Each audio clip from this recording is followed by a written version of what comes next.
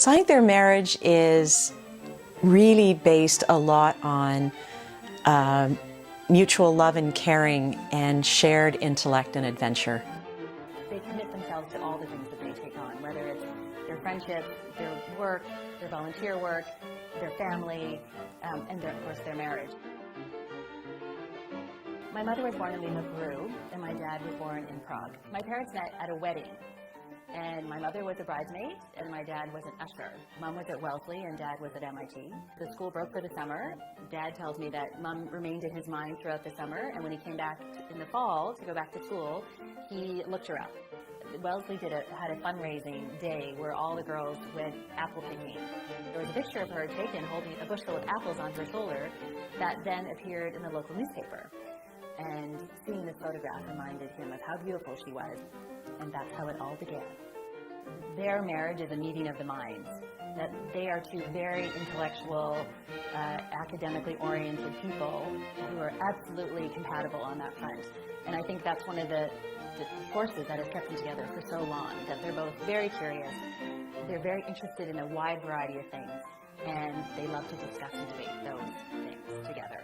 They sit down every day and have a drink before dinner and a full, 2 to 3 course dinner every night, and really talk about things that interest them that have gone on in their days. No one in the relationship particularly is weaker intellectually or conversationally than the other. My parents set the bar very high for us as we were growing up. They were such wonderful role models, and they expected great things from my sisters and myself. They both instilled in us very much be curious, learn, study, get out in the world. To express yourself, to do your best, to learn, to be honest. I think my mother is my dad's secret weapon. So I think Dad has a great confidant in my mother and a great sounding board, and he talks to her about everything. She's a very, very strong woman and can appear very quiet, can be a woman of fewer words, and has an intensity and acuity about her that is very perceptive and very aware. Books are her indulgence. She loves books. They're the best possible gift you can give her, and they're something she'll always enjoy.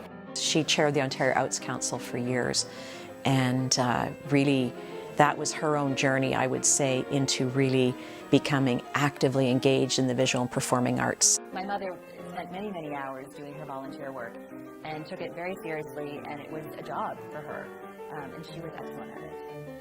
She was on the Sunnybrook board, a huge job, an enormous job. I think my mother really believes in the power of women, and I think that she feels women can do whatever they set their mind to do, and there's no limitations, and there should be no barriers. The people my mother has touched in her life, whether she's worked with them, has been friends with them, has been mentors to them, she's left a great impression on them. She was always there for the three of us, always willing to listen, willing to support us. She always believed in us. One of the things which always fascinated me about Michael was his love of music. It was a love that followed all his life. Dad has always played key instruments. So growing up, he played the piano, and then as an adult, he moved on to the harpsichord. And he had many harpsichords in his home. Now many of these harpsichords are now living at the RCM. He played, and he still plays the harpsichord every night after dinner. Most people who know my father know him as a businessman, a philanthropist, and not as a musician. And my sense is people might be surprised at how singular and spiritual this space is for my dad. Michael never did anything casual. If he was about to do something, he studied the subject and wound up knowing more about it than most people in the field. When Kerner Hall opened, Michael was asked to come up to the stage, and typically within 45 seconds he turned the spotlight from himself to other achievers in the arts. My dad, I think, and my mother both feel strongly about donating to areas in which they're involved and which they're passionate about. They choose the organizations they volunteer with intention. Whether it's the arts or it's healthcare or it's education, they get involved in areas that they feel passionate about. Another great interest of his was to foster entrepreneurship, and he established a professorship for entrepreneurship at MIT. That is really a wonderful, wonderful professorship. That's important. Another example is the Art Gallery of Ontario, where Dad has been on the board, president, head of the fundraising campaign for Transformation AGO. I think they were as much teachers as philanthropists in the various avenues that they supported.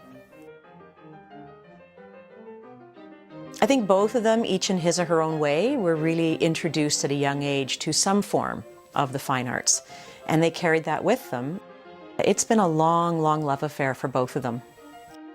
I think both of them believe that arts is a wonderful way to communicate with one another, to explore new ideas and thoughts, and I think they just want others to see that too.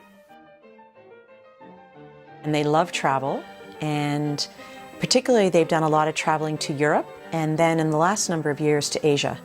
And my mother does speak 4 languages, so it's wonderful. So when they travel, she's able, particularly if they're in Europe, she's able to communicate in virtually every country. They do spend a lot of time constantly learning, constantly having new experiences. Typically, Lester and I and Sonia would rest in the afternoon before going out at night. Michael was out photographing, looking, doing.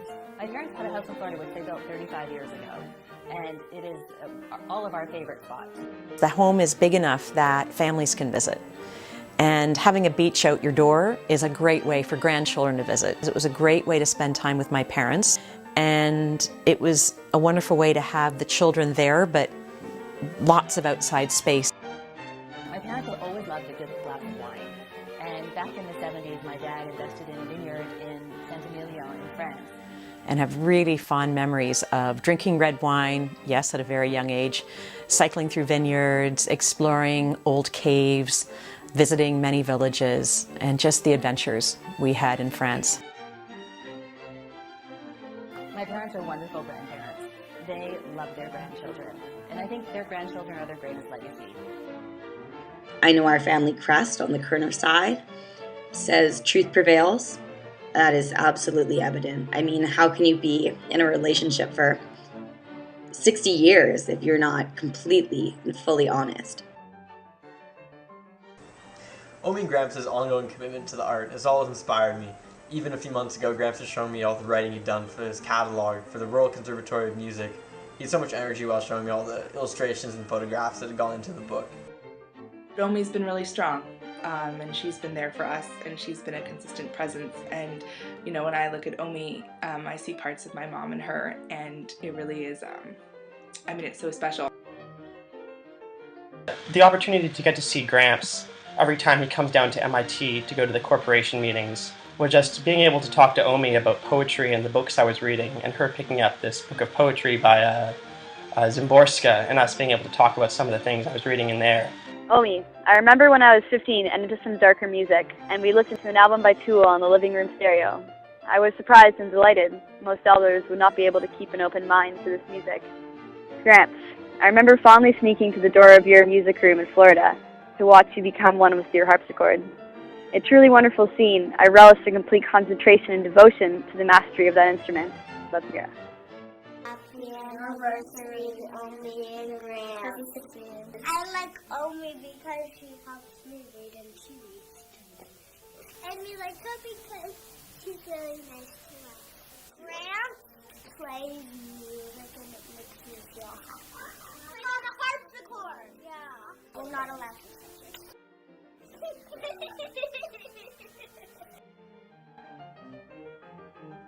My parents epitomize understated elegance and have always led a very private, understated life. They have always enjoyed the works that they do in the community, but have never wanted to have a spotlight shone on them. I don't think Michael probably would be the success he is without Sonia. She's a calming influence. And she has a bit of style to it. It was wonderful to be with them because of the warmth that you could feel between them. They're a loving couple, an absolute loving couple, and it's fun to be around them. I think it's incredible to contemplate 60 years of marriage, of growing together individually and as a couple. That's really remarkable.